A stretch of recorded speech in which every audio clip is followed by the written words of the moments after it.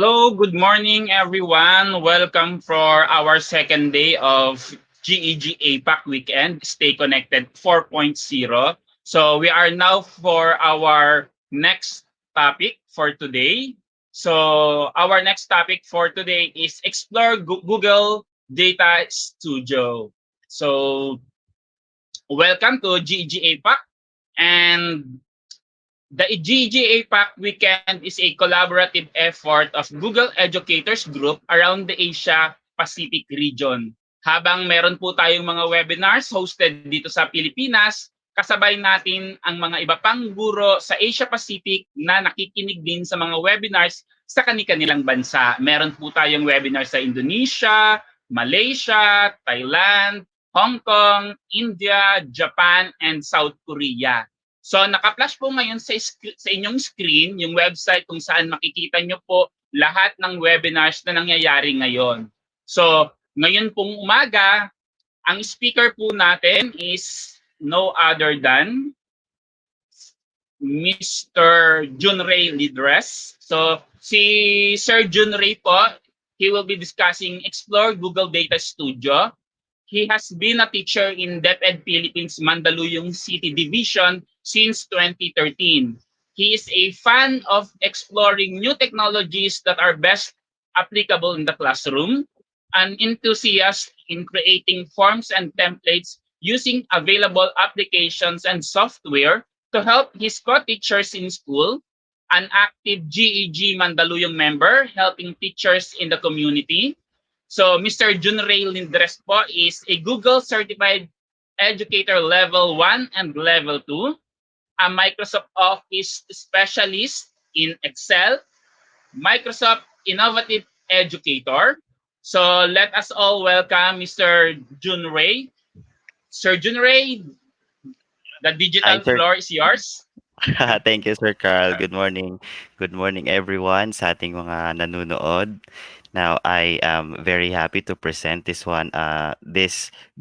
Google Data Studio, and a little bit excited kasi nga po this is not a common na nakikita natin every day, pero we'll go through it. We'll explore the basic this morning, and I hope that merong matutunan at saka may exciting kay ating mga viewers this morning.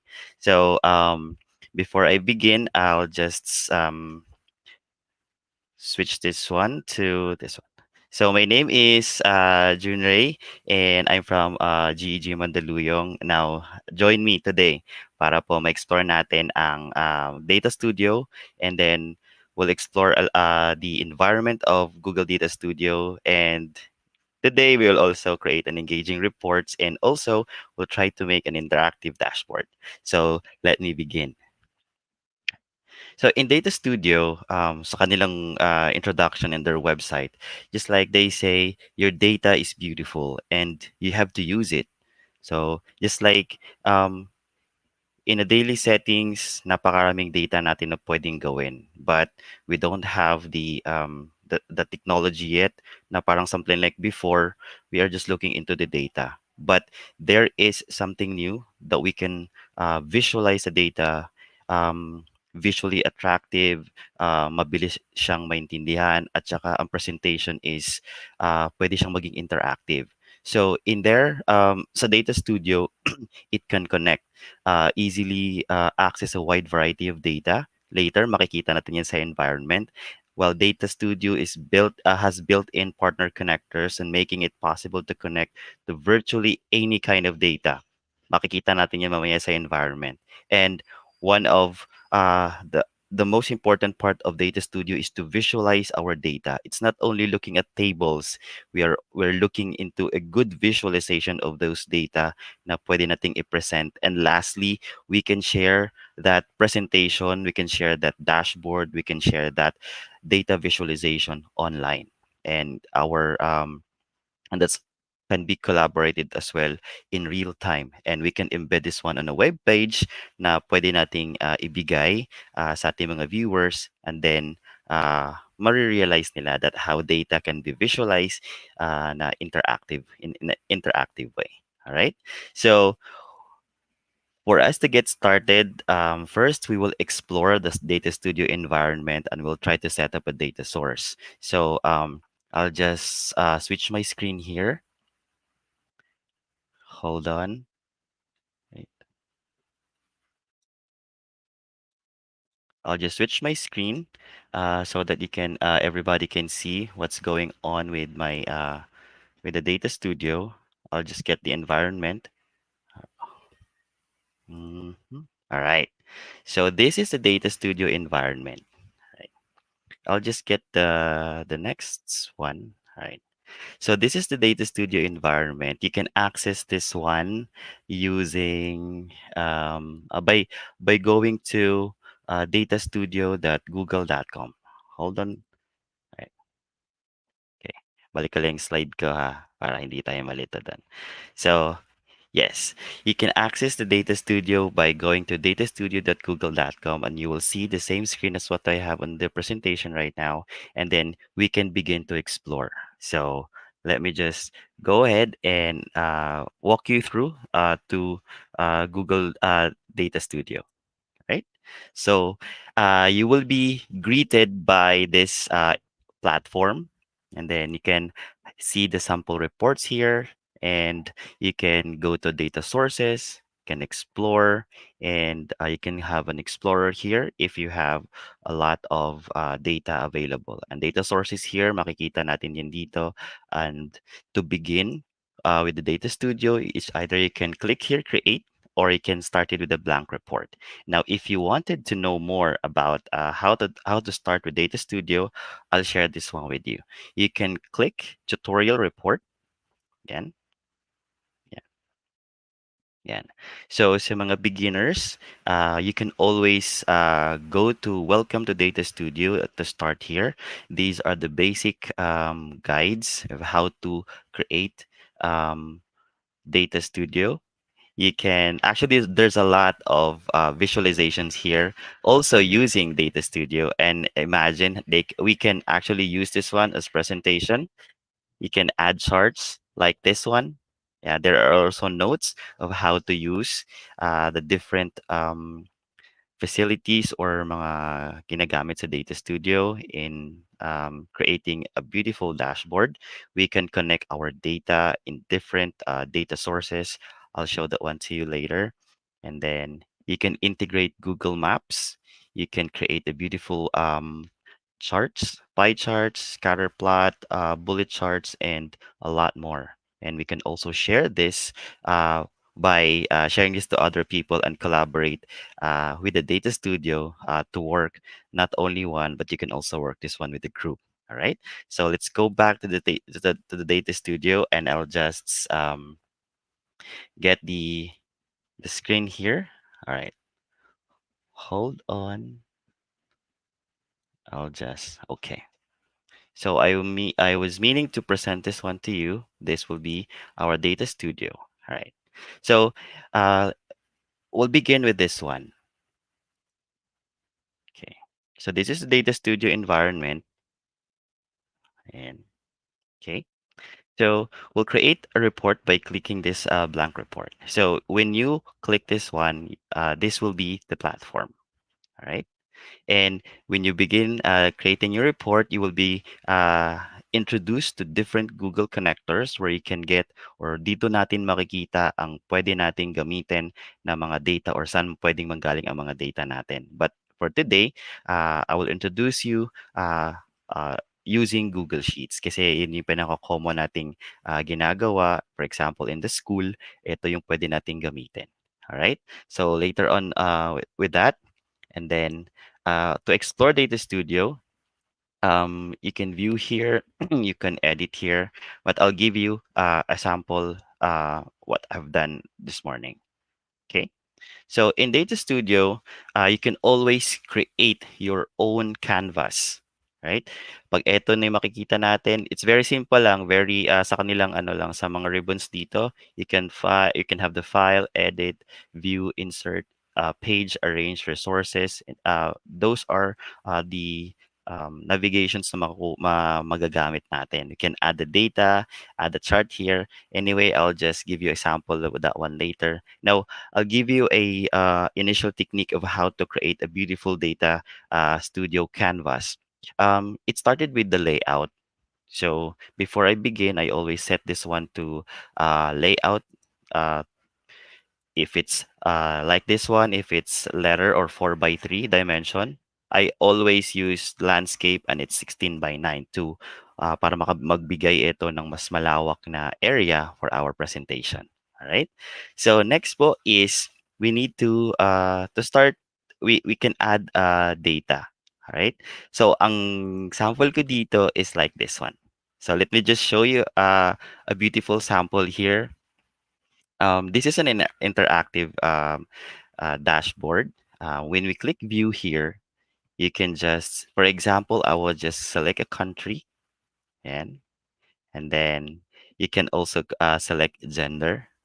And look at that.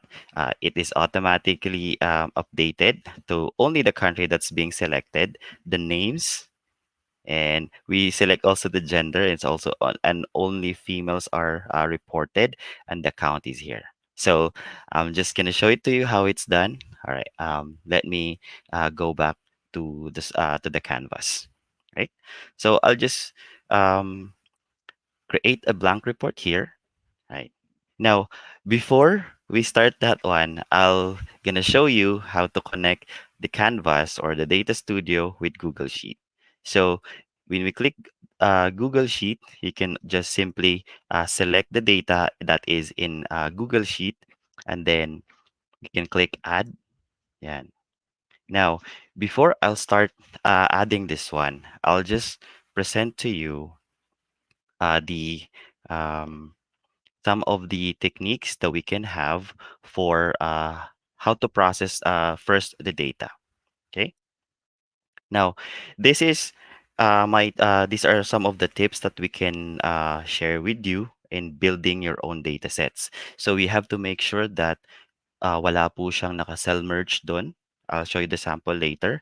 And the data recorded in single row, kapag pareho lang po sila ng sample ng parameters, then you can always use single row. And then first row as header para mas mabilis siyang ma-determine kasi yun ang gagamitin natin. And each column contains the same data type and format.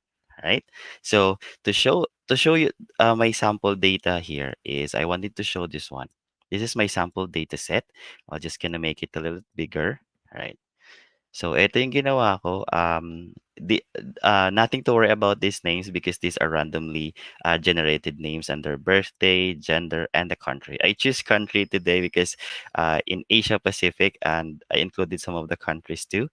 So the first row must contain the header. So first name, last name, birth date, gender, and country. So um, wala tayong ano diyan, wala tayong naka-cell merge, and the column must contain the same data. Yan. So, as much as possible, walang blanco. Pero there are times talaga na there will be blank data in our database. So, this is my sample data that I will be linking to our data studio. So, here it is. So, na ano na natin siya, na link na natin yung ano natin, isang data natin. Right? So I'm just gonna format the layout to make it more bigger. And I'll just do it in a landscape. Okay. So let's explore first. So on the left side here, when you select the table na binigay ni Data Studio here, and so mapapansin natin dito, these are the data sources. You can always check here kung ano yung data or ano yung source ng data na pinagkukunan natin for our Data Studio. Now, these are the date range dimension. Automatic yan, but we can change it later. The dimension is first name. So, sa first name dyan, makikita mo rin dito sa ating data studio na sample, dito sa ating chart. But we can change it later. We can also add dimensions. For example, this is first name. I'm gonna add last name, and it will just show it here. So, there are some parts of the data studio na hindi mo kailangan when you wanted to show it in your dashboard. So, you can always remove that one depende po sa need po niyo na data. So like for example, like that. And I'm also gonna add their birth date, like this one, and it will show here. All right. So this is very useful tool. The Data Studio is a very useful tool if you are handling uh, l- lots of data. For example, a year or 5 years of data, and you wanted to present that one. This is a very good tool that you can use to present. So here, um, let me just give you a quick tutorial here of how I create this. Okay. So, for example, ang ipapakita ko lang dito is, ayoko ipakita yung birthday. I'll just remove here the birth date, but I will just add the gender here. All right? Dito. Mm. Ayan. So, meron na tayo siyang basic lang siya na table. So, sir, it's actually very simple lang siya. So, ang gagawin natin dyan is we will just make it more meaningful. Okay? So, for example, I'll just create here. We can click add chart. Yeah, a pie chart or a donut chart. I'll just use the pie chart here. And there you go. Now, sa ating data, we have 100 rows. So we have 100 individual in our data. But here, nakita natin dito is yung mga names nila. But I will just change that one in our dimension. I will just use the gender. And then there you go. So makikita natin dito is just the percentage. But we wanted to show the number of actual male and female. How do we do that one? Is we need to style this one. We have to click on the style here, right? So makikita natin dito is like this one. You can click the label here. You can change the color, and then instead of using the percentage, we can use the value. Yan. So makikita natin siyang value. And then also, we can increase the label. Yeah, we can increase the label here para mas medyo mas malaki at makikita natin siya agad. I'll just use around, ayan, 30. Okay? So we can also use the background. We can hold on. I'll just use this table, and then change the background. Don't forget, you can be creative. You can create your own dashboard in a way na mas pleasing sa inyo at mas maganda and on your own way. So I'll just, for example, I just gonna center the columns here. And then I'm gonna use a background, yung hindi masyadong masakit sa mata. There you go. You can actually do that. Ayokong makita yung pagination there. So I'll just gonna edit that one. So I'll just remove the pagination, and here makikita natin. Now, since meron tayong 100 na data on our data set, but we wanted to make this dashboard a little bit interactive. All right. So what if I will just be asking for a specific country? Now I'll just add here. Let's say I'll go back to my data, and how about I will add the country of origin of these personalities here. So there you go. So we can add this one, and makikita na natin siya dito sa last na column, which is the country. Right? So I'll just resize this one, and I'll just distribute that one evenly. And then I'll just put that one in the center column. All right? So since we are not looking at tables in Data Studio, we wanted to make it more interactive. So let me show you how. Okay, for example, this will be our initial data. I will just add controls. So dito sa controls natin, we can create a drop-down lists, and automatically our table will be updated. All right? So here, now, this is in first name. So again, we can change that one with our dimension. I will change this one with country. Right? So, tatanggalin ko na lang dito sa column na to, tatanggalin ko na lang yung country dyan because I'll create the filter for them. Right? So let's say for example, if view natin yan, when I drop down this one, I'll just click only Vietnam. Then the list here will be in Vietnam, and the number of males and females will be updated here. Okay, so we can make it more interactive like that. All right, I'm just gonna fix some of the data here, and gagawin lang natin siyang visually pleasing. Tingnan natin dito sa style. Okay. Tatanggalin ko yung search box dito and then ayan. And let's view it again. Okay. Ayan. Just ko remove the record count para hindi naman siya makikita ang record count. I'll just remove this one para makita natin. Pag isa-select natin yung country, makikita lang natin ito siya dito. So when you say only, yan, there you go. Okay. Another one is ayoko nang tanggalin ko na lang dito yung gender. So I'll just remove the gender here. I'll just gonna add a control. I'll just gonna fit this one here and lalagay natin siya dito ng palitan ko siya dito ng gender. Right. Okay. So again, tanggalin ko yung record count. I'll just gonna style this one a little bit. Yan. Single select. And okay.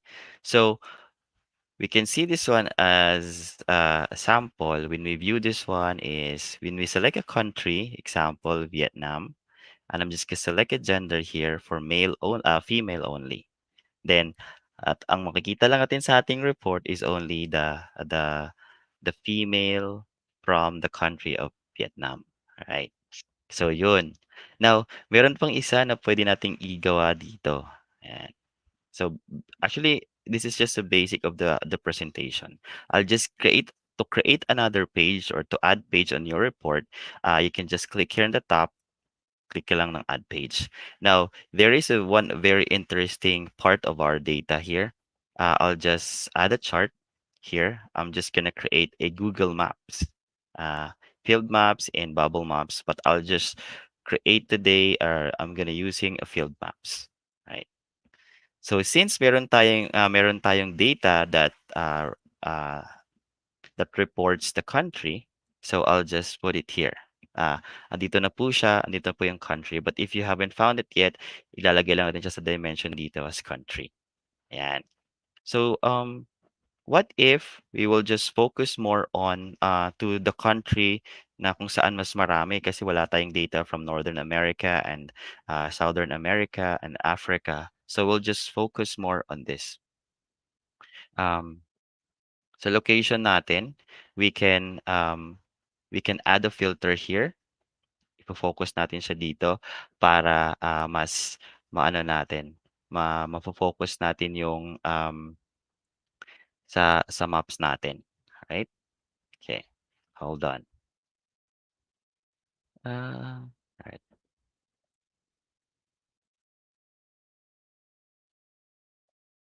I'm just gonna style this one first.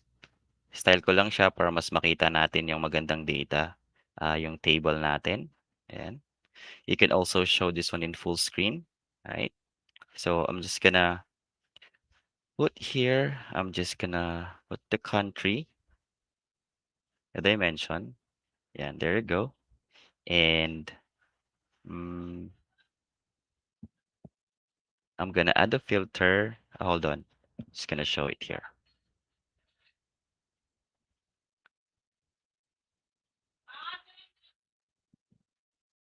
Yeah. So hold on. I'll just present to you what is being done here. Hold on. Yan. Ito na yung sample natin. Yan. Okay, so when we select this country is we will need to drill down actually the data. Example, I'll just go back to the previous one in our sample. Yan.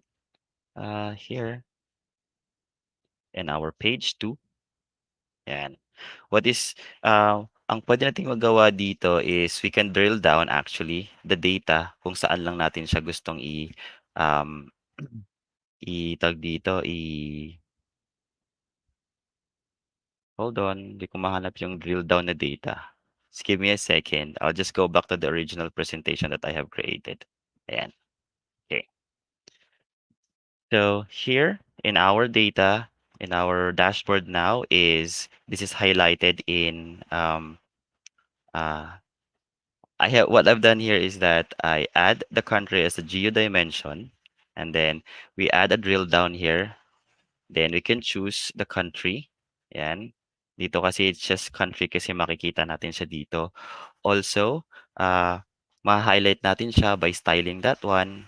Dito sa style natin is we can create the style kung anong kulay na malalagay natin depende doon sa country na ipapakita natin or based on their data. Right? So when we view this one is you have the option to choose the country there, and then we can select the gender, female only. There you go. I mean, it only shows one, so the report is good. So when we change this one to Yemen, yan, and the gender, we have male and female, but if you will drill down that one to only male, then it will just report the record count of 3. So, ganyan ang example na magagawa natin sa data studio natin when it comes to interactive dashboard na pwede nating gamitin. Alright? Now, so much for that. You can always go to this data studio. Pakita ko to sa inyo ha. Kasi nga po, medyo malawak po yung tutorial po ng Data Studio, and then I'll give you a sample. Yan. So dito tayo sa next, if you will just go to the Welcome to Data Studio and start here, and then on the next step, click niyo sa pinakababa. Ayan. And then you will get here, take a free Data Studio Academy course. And then na-explore ko na to siya. Na-explore ko na to siya before. That's why I can show this one to you. And these are the different courses that you can follow along para po ay ma-build ninyo yung skill in creating Data Studio. So you can register here and start watching the tutorial. Now, I'll give you an example in mas malaki na data na hawak na mas malaki na data na hawak ko is example in a school settings. Yeah, let me just show this one to you. Yan. So makikita natin dito is an example of hold on, hindi ko siya natanggal. Ayan, yan siya. Okay.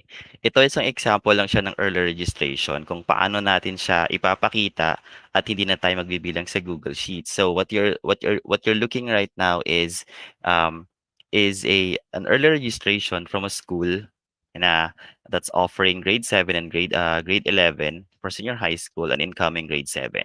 So instead of counting that one in Google Sheets, so you can actually link the data from Google Sheet into Data Studio and have it counted right away and create a report for that one that is ready for reporting. Say for example, we have counted the grade 7 male and female and we can get the grand total and here and the if they choose to have online, modular print, or blended or homeschooling, then it will also show the data here. So you know how it works. It starts with Google Forms. The data from Google Forms will be transferred into Google Sheets, and Google Sheets will be linked to the Data Studio to create reports and visualization. So ito yung isa sa mga example natin na pwede nating gawin na hindi tayo mahihirapan sa paggawa ng report, especially we are handling a lot of data na parang mas mapabilis ang ating reporting, especially in this time of pandemic. We are working at home, but the data is available, kino-collect natin, and then pinapakita natin sa ating mga boss. Yan. So sometimes creating visualization and immediate reports using Data Studio can be a great help para tayo ay mas mapabilis ang trabaho natin without going through all that Google Sheets na sobrang dami ng data.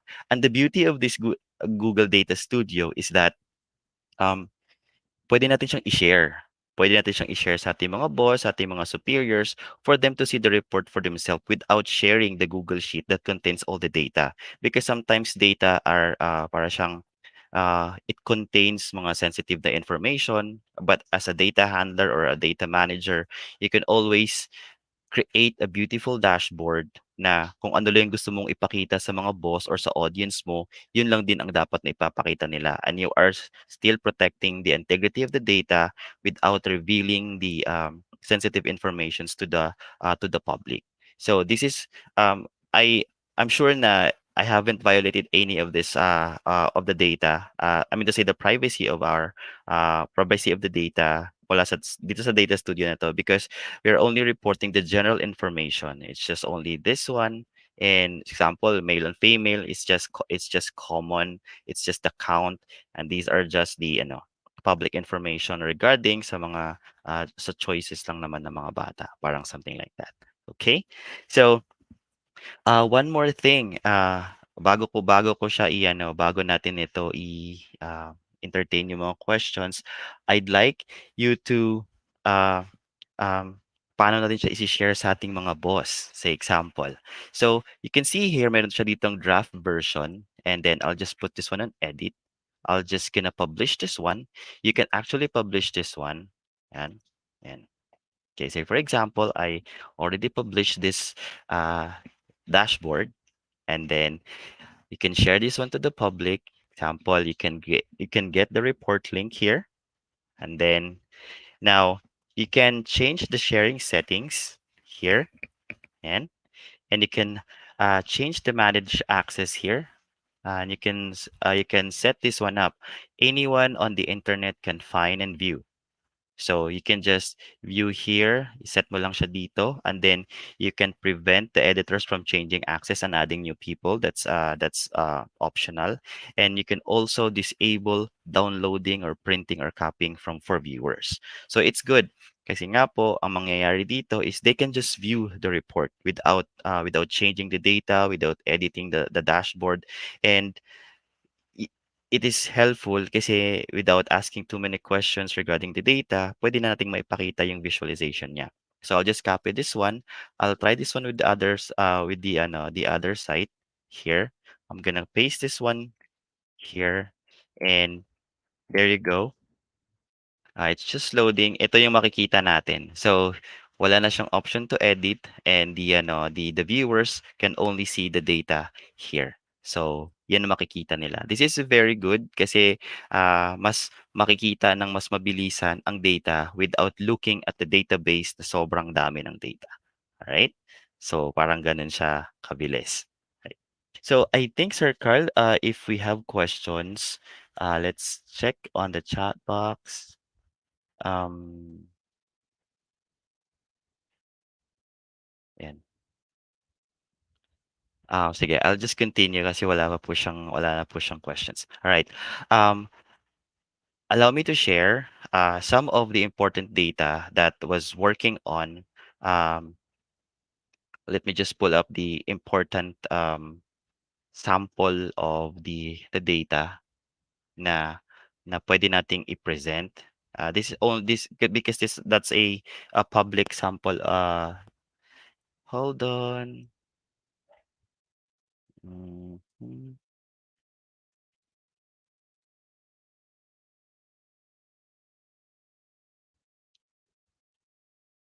I'll just show it to you.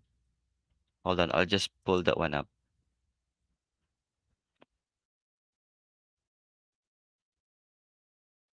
Mhm.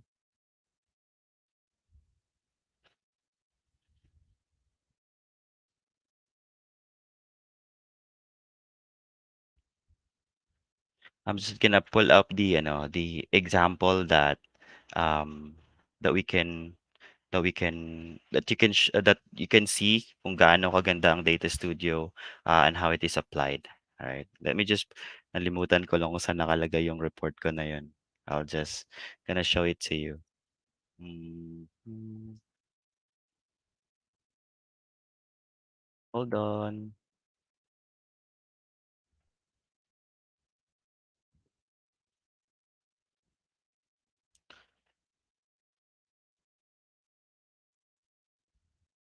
It's not here. Also not here. Medyo nagugulo lang kasi maraming ito, shared with me, owned by me, and recent. Hold on. Mhm. I'm just gonna close this one first. Yan. Here. Not here. Sorry. I'm just gonna pull this one back. Yan. Because there was a report. Hold on. Dami-dami report. Online eh.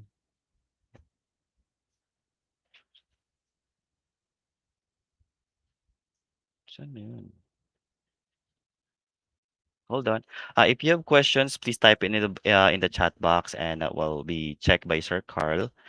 Just getting the ano, the di ko siya mahanap. Wait, wait. Gusto kong ipakita sa inyo 'yon kasi napakaganda ng report na 'yan.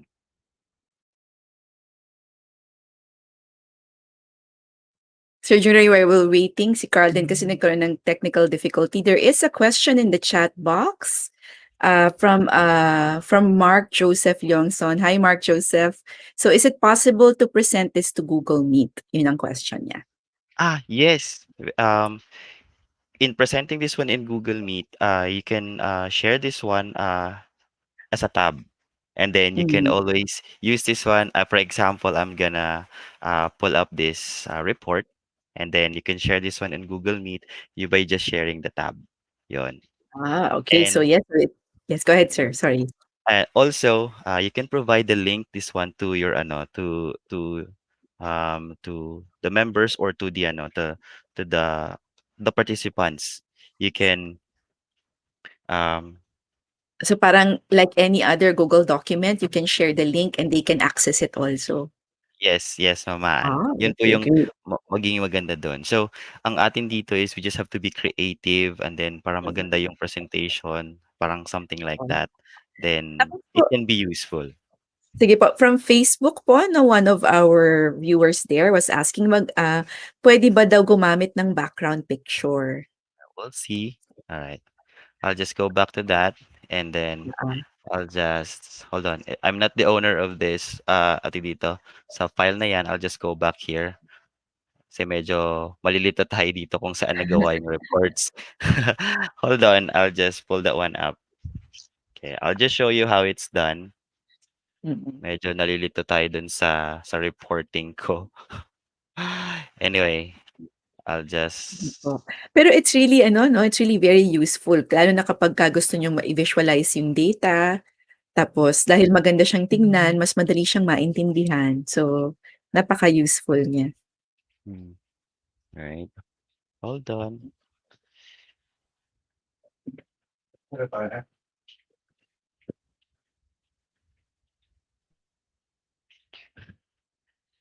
For a while, sorry na ano ko na-close ko kasi yung naka-close ko yung window ko kanina. Ah, Sige, while we're looking for it, ano pa yung other ways where they can use, alright, Data Studio po? right.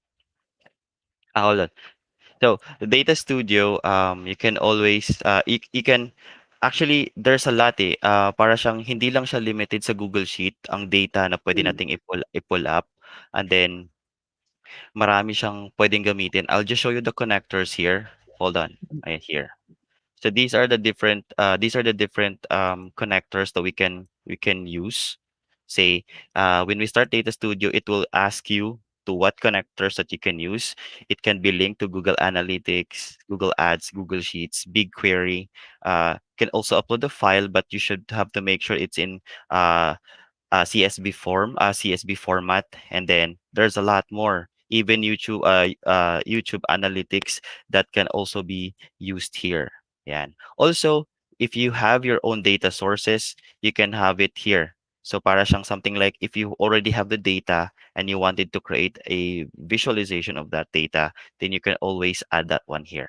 So there's a lot na pwede pang makita, and then napakaraming kasing connectors, I mean to say connectors na kung saan manggagaling ang ano, ang data natin. Example dito, the class report.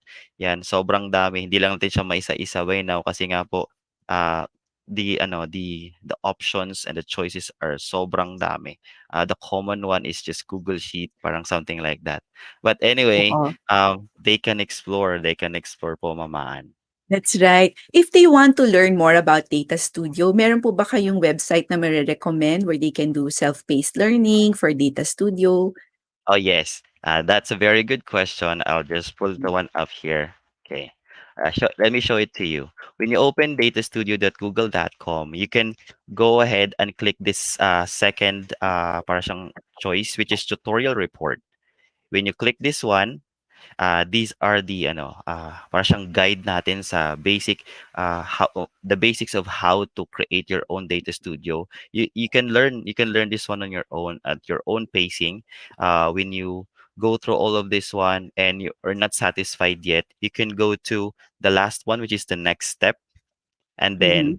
after this one, you can create a report from scratch, or you can learn more about Data Studio by taking free Data Studio Academy course. You just have to click this link here, and it will show you this Google Analytics Academy. And then dito Mhm. na po siya magsisimula ang inyong kung gusto niyo pang matutunan Wow. yung other functions and other avenues na pwede niyo pang makita and using Data Studio. You can click here to register, and these are the courses na pwede ninyong matutunan just for free. Wow! 'Di ba sobrang daming puwedeng matutunan 'no, with Mm, Google 'no, just to do that. mm. Okay, I think we don't have any more questions 'no, from the audience. Any last words po, Sir Junrey, on your talk? Okay. Now, pagdating sa data, no matter how small or big it is, it's very Mm, important na the data can be presented in a way na maintindihan siya, not just mm, for the bosses, but also to the audience. So parang mm, something like the data will not just sit there. It needs to be mhm, interpreted. It needs to mm, answer some questions. Kasi the mm, first step in data gathering is para siyang we ask a question, and we need an answer for that, and we need the data to answer that. But mhm, if the data is just in tabular form, medyo mahihirapan tayo noon. That's why we resort into visualization, and we can filter out kung ano yung kailangan natin to answer specific questions. So, mhm. visualization is a very useful na tool pagdating sa reporting. So, kahit online tayo, hindi tayo magbibilang-bilang ng gano'n. So, the Data Oo, Studio can help out na mas mapaayos natin yung reporting for something like that. oo.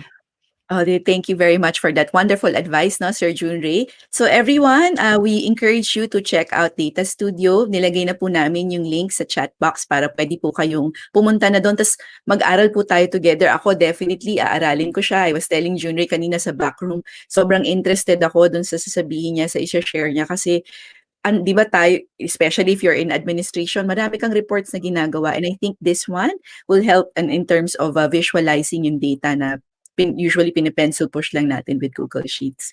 Sir Junrey, thank you very much for gracing us in this particular talk. Let me just pull up the link to your ano no to your evaluation form. Uh, Hold on. Okay. So in the ano po, in the chat box, we've placed the link to the evaluation form for Sir Junrey's talk. So that will be open for the next 30 minutes. This is really just to help also our presenters. But also, if you fill in the evaluation form, you will get the chance to win one of the GCE Level 1 test vouchers that we will be raffling off on Sunday in the wrap. Yan. So sana po manalo kayo. Oo, just fill in the form so that we can include you in the raffle draw. Tapos, we will take a break for the day. So, we will be coming back at 2 p.m. Yung talk po ni Miss Moni Jean that was originally scheduled at 10 a.m. has been moved to 2 p.m. kasi po nagka-brown out sa Bacolod. So, he'll just need to set up. And then, para po sa susunod na mga talks, tuloy-tuloy lang po tayo as scheduled. Okay? So, I'm going to reshare the link again in the comment section in a bit. Even if we end the broadcast, it's going to be there para po dun sa mga naghahanap kasi I see parang hindi nakita ni Ariel Domingo kung saan yung link. Regardless, thank you very much for Thank everyone that's you. joining us. Sir Junrey, sobrang thank you for sharing with Thank us you din the po, ma'am. Data Studio. Sobrang useful. I learned a lot from you today. Thank you very much. And for the rest of us, we'll see you at the other side of the break. Have a good one. Bye-bye.